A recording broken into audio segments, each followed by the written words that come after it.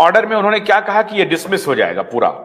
Dismiss आप सरकार के रेगुलेटरी बॉडी के पास जाइए। तफसील से बताइए सर, किसने याचिका डाली थी, वकील कौन थे, उनका प्रे क्या था?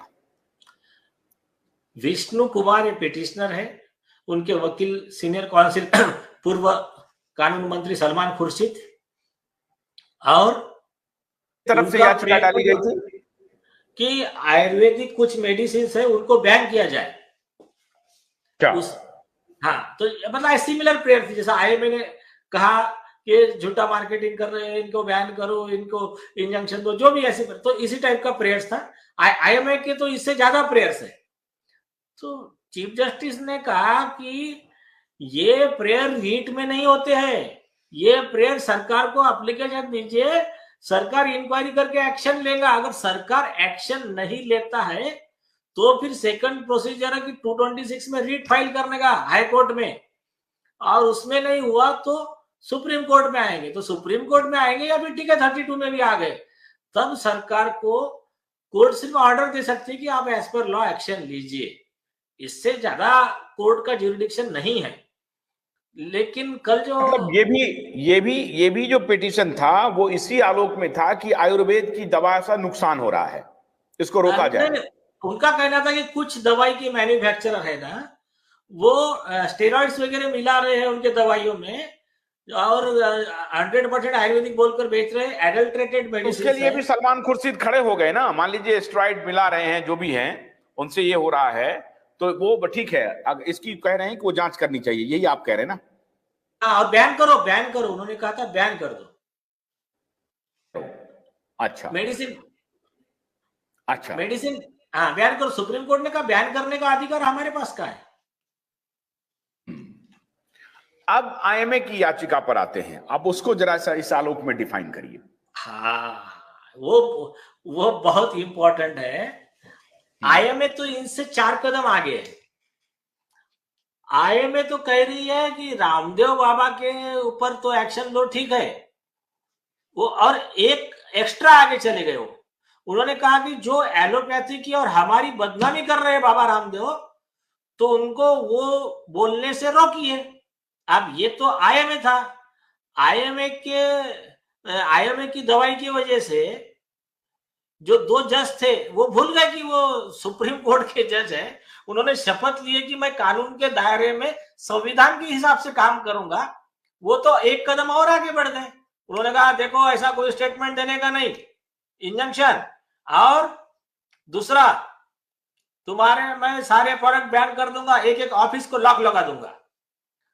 अभी जो आईएमए का पिटीशन और वो जज का एक्शन, जस्टिस एहसानुद्दीन अमानुल्लाह और जस्टिस पीके मिश्रा, ये स्मॉलर बेंच, ये दोनों क्या मतलब इलीगैलिटी ये साबित हो गया ये लार्जर बेंच के ऑर्डर से। मतलब जो हम कह रहे थे वही बात चीफ जस्टिस ने कही।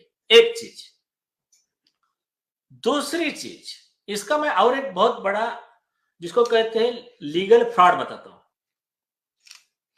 इस बात पे किसी ने गौर नहीं किया, वो हमारे पार्ट ऑफ कंप्लेंट है। और अभी नया जो एप्लीकेशन जा रहा है कि आईएमए के ऊपर एक 100 करोड़ से ज्यादा जो भी है 1000 करोड़ 100 करोड़ एक कॉस्ट बैठाने के लिए और उनके अधिकारियों का अरेस्ट वारंट निकालने के लिए एक अर्जी लग रहा है अभी सुप्रीम कोर्ट में। तो अभी इसमें बहुत इंपॉर्टेंट चीज है, आईएमए कह रहा है कि हमारा जो डिफामेशन हो रहा है, इस डिफामेशन के खिलाफ में वो सुप्रीम कोर्ट में रीट लगा रहे हैं और कह रहे हैं कि इनको ऐसा डिफामेटरी स्टेटमेंट देने से रोकिए। अब किसी भी व्यक्ति का अगर कोई मानहानि होता है, बदनामी होता है, डिफामेशन होता है, तो उसमें इंजंक्शन मांगने का लॉ बहुत सिंपल है। आपको ट्रायल कोर्ट, सिविल कोर्ट में जाना होता है, सिविल जज उसमें इंजंक्शन देता है। और अगर आपका कॉम्पेंसेशन का अमाउंट अगर एक ज्यूरिडिक्शन है, जैसा बॉम्बे हाई कोर्ट में 5 करोड़ से ऊपर है, तो आपको हाई कोर्ट का ओरिजिनल ज्यूरिडिक्शन है बॉम्बे और इसके लिए मुंबई के लिए, अपने दिल्ली के लिए। तो इनको अगर कुछ ऐसा था तो इनके लिए ऑप्शन था सिविल सूट फाइल करने का। ये इंजंक्शन का प्रेयर मांग रहे हैं रीट पिटिशन में कि हमारी जो बदनामी हुई इस पे इंजंक्शन दिया जाए। और अभी देखिए फॉर एग्जाम्पल अगर इंजंक्शन दे दिया, मतलब कोर्ट ने कहा कि अगर नीचे के कोर्ट में मामला चला तो कोर्ट को लगा कि रामदेव बाबा का इसमें कोई गलती नहीं है, वो जो कह रहे हो सच है, तो उसमें इंजंक्शन नहीं दे सकता कोर्ट। और इनके जज ने गलती कर दिया, मिसचिप कर दिया, या तो लॉ का नॉलेज नहीं था, या तो करप्शन कर लिया, या फिर उसका इंटरप्रिटेशन गलत था। ये तीनों में से एक कंडीशन में उसने क्या किया, रामदेव बाबा के खिलाफ में इंजंक्शन ऑर्डर किया। ऐसे कंडीशन में रामदेव बाबा को 2 अपील का अधिकार होता है। एक, उस सिंगल जज के ऑर्डर के खिलाफ में एक अपील जाती है डिवीजन बेंच में, हाई कोर्ट के ही, दिल्ली हाई कोर्ट के, और दिल्ली हाई कोर्ट ने अगर उसमें कुछ समाधानकारक ऑर्डर नहीं किया तो उसके खिलाफ में अपील जाती है सुप्रीम कोर्ट में। अब फ्रॉड कहां खेलते हैं पता है क्या? डायरेक्ट सुप्रीम कोर्ट में रीट लगा दिया और उसमें इंजंक्शन मांग लिया, तो अभी सुप्रीम कोर्ट के ऑर्डर के खिलाफ में कॉमन मैन कहा जाएगा, तो ऊपर कोई कोर्ट है नहीं ना। तो ऐसा ही एक केस आया था, आपको याद होगा, महाराष्ट्र के तब के चीफ मिनिस्टर थे अब्दुल रहमान अंतुले, AR अंतुले। तो AR अंतुले को ऐसा ही करके उनका केस नीचे के ट्रायल कोर्ट के बजाय डायरेक्ट एक सीनियर हाई कोर्ट के जज को असाइन कर दिया गया, उनके खिलाफ का केस। तो उन्होंने, और ये असाइन करने वाला कौन था? सुप्रीम कोर्ट का 5 जज बेंच, कॉन्स्टिट्यूशन बेंच।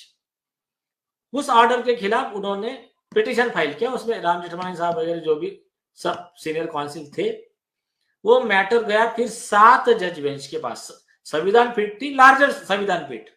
उन्होंने कहा कि हमारी जो 5 जज बेंच की संविधान पीठ थी, उन्होंने गलत काम किया, क्योंकि अगर दूसरा कोई व्यक्ति है तो उसको 2 अपील का चांस मिलता है, अब्दुल रहमान अंतुले को 1 अपील का ही चांस मिलता है, क्योंकि हाई कोर्ट से सीधा सुप्रीम कोर्ट जाता है। अगर नीचे स्पेशल कोर्ट में, सेशन कोर्ट में मैटर चलता तो उनका हर ऑर्डर को उनको 2 अपील का चांस मिलता, लेकिन डायरेक्ट हाई कोर्ट में ट्रांसफर कर दिया उनका केस, इसलिए उनको 1 अपील का चांस मिल रहा है। तो उनके फंडामेंटल राइट का, उनके मूलभूत अधिकारों का AR अंतुले का उल्लंघन हुआ, ऐसा लिखते हुए सुप्रीम कोर्ट के 7 जज बेंच ने सुप्रीम कोर्ट के ही 5 जज बेंच संविधान पीठ के ऑर्डर को खारिज किया। अब यहां तो उससे डबल अन्याय हो गया रामदेव बाबा पे। यहां तो उनके दोनों अपीलेट ज्यूरिडिक्शन ले ली, इनको अपील ही नहीं रखा। तो ये जो है, ये इंडिया के संविधान के मूलभूत अधिकारियों का भी हनन है, और यूनो ने भी जो अधिकार दिए है, यूनाइटेड नेशंस का जो है universal declaration on civil and political rights, उसका ये ICCPR, international covenant on civil and political rights. तो ये ICCPR जो है, इसके जो सारे दुनिया के नागरिकों को जो अधिकार दिए गए हैं, उन अधिकारों को खुद सुप्रीम कोर्ट ऑफ इंडिया के 9 जज बेंच में के पुट्टू स्वामी के केस में इन्हीं CJI चंद्रचूड़ जी के मतलब हेड वाली बेंच ने जिसको अपील किया है, वो फंडामेंटल राइट का वायलेशन किया है। किसने? एक IMA ने, दूसरा NV रमन्ना ने, जिसने ये केस का कॉग्निजेंस लेके नोटिस किया था, और तीसरा ये जो अभी का जो 2 जज का बेंच है, जस्टिस एहसानुद्दीन अमानुल्लाह और जस्टिस PK मिश्रा। तो ये कंडीशन में ये दोनों जजेस और IMA, ये तीनों लोग रामदेव बाबा को कॉम्पेंसेशन, नुकसान भरपाई, हर्जाना देने के लिए बाध्य है, ऐसा लॉ है।